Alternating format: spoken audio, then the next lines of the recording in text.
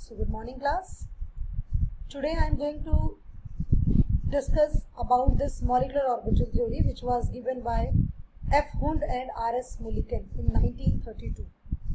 So first of all we will discuss about the important points, salient features के लीजिए, important points के लीजिए of the theory. And the first important point is the electrons in a molecule are present in the various molecular orbitals as the electrons of atoms are present in the various atomic orbitals. पहला point ये है कि whenever atoms combined with each other, then molecules are formed. So when we deal about the atom, then we deal about the atomic orbitals. But when we talk about the molecule, then that atomic orbital term we are not going to be used no longer.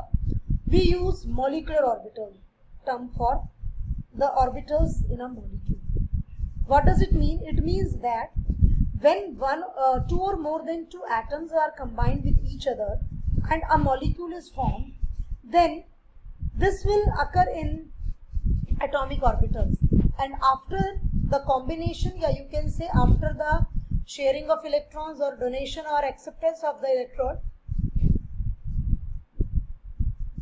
when atoms converted into molecule, then the atomic orbitals की जगह जो हम term use करेंगे, that is molecular orbital हम term use करेंगे.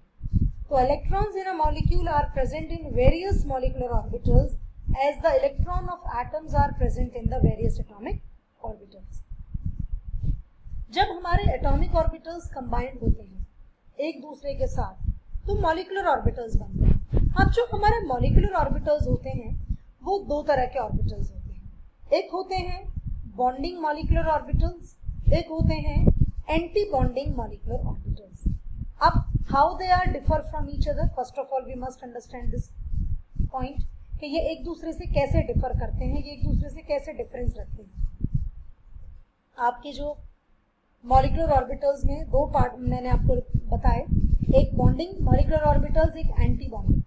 Bonding molecular orbitals वो orbitals होते हैं जिनकी एनर्जी एटॉमिक ऑर्बिटल्स से भी कम होती है. मतलब व्हेन टू और more than two atomic orbitals combined with each other to form bonding molecular orbitals, then the energy of the bonding molecular orbital is less than those of atomic orbitals. इसका मतलब क्या हुआ? इसका मतलब हुआ कि आपका जो एटम है उसमें जब इलेक्ट्रॉन प्रेजेंट था तो आपका जो मॉलिक्यूल बना उसके बाद, तो उसकी जो बॉन्डिंग मॉलिकुलर ऑर्बिटल्स जो उसमें बने उनकी एनर्जी एटॉमिक ऑर्बिटल से भी कम थी. इसका मतलब मॉलिक्यूल में स्टेबिलिटी बढ़ रही है. दूसरे तरह के मॉलिकुलर ऑर्बिटल बनते हैं एंटी बॉन्डिंग.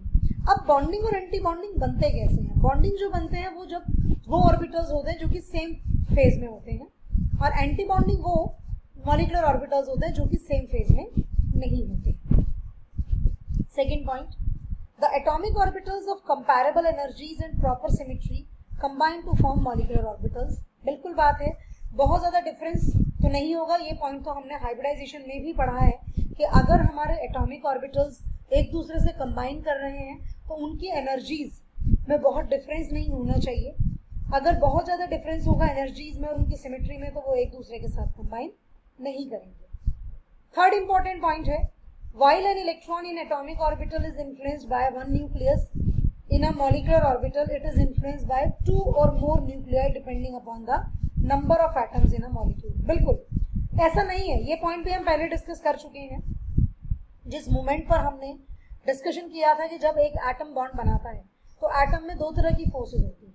एक फोर्स वो जो उसके खुद के न्यूक्लियस और इलेक्ट्रॉन के बीच में लग रही है, और एक फोर्स वो जो उसके खुद के न्यूक्लियस दूसरे एटम के इलेक्ट्रॉन के बीच में और खुद के इलेक्ट्रॉन और दूसरे के न्यूक्लियस के बीच में अप्लाई हो रही है. तो this is about the formation of a molecule. तो जब हमारे एटॉमिक ऑर्बिटल्स कंबाइन करेंगे एक दूसरे के साथ तब जाकर हमारे मॉलिकुलर ऑर्बिटल्स बनते हैं.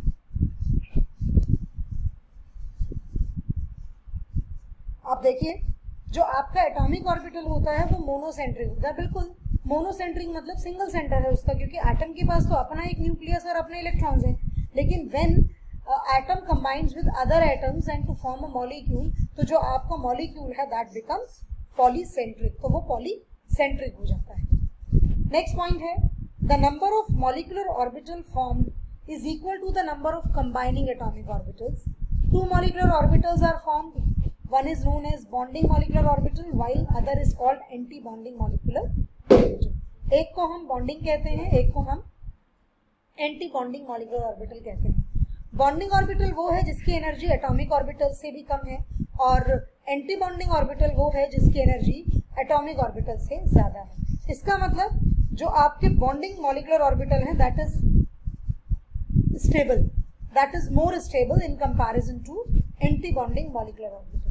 अब anti bonding molecular orbital and bonding molecular orbital की अगर मैं बात करूं तो उसमें एक पॉइंट और आता है। मैंने जैसे आपको बताया कि अगर वो जो दोनों के दोनों ऑर्बिटल सेम पेस में होते हैं, जैसे कि आप वेव्स पढ़ते हैं, अगर दोनों के कंप्रेशंस और दोनों के डिप्रेशंस एक साथ लाई कर रहे हैं तो वो आसानी से जो वेव्स हैं वो एक दूसरे के साथ क्या हो जाती हैं, जुड़ जाती हैं, कंसेक्यूटिव वे में चलती हैं। लेकिन अगर दोनों के फेजेस में डिफरेंस है, एक का कंप्रेशन है दूसरे का डिप्रेशन है, तो वो सेम फेज में नहीं होती।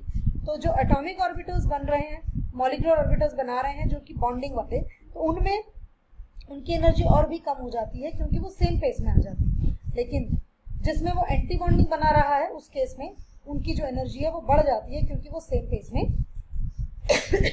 नहीं होती।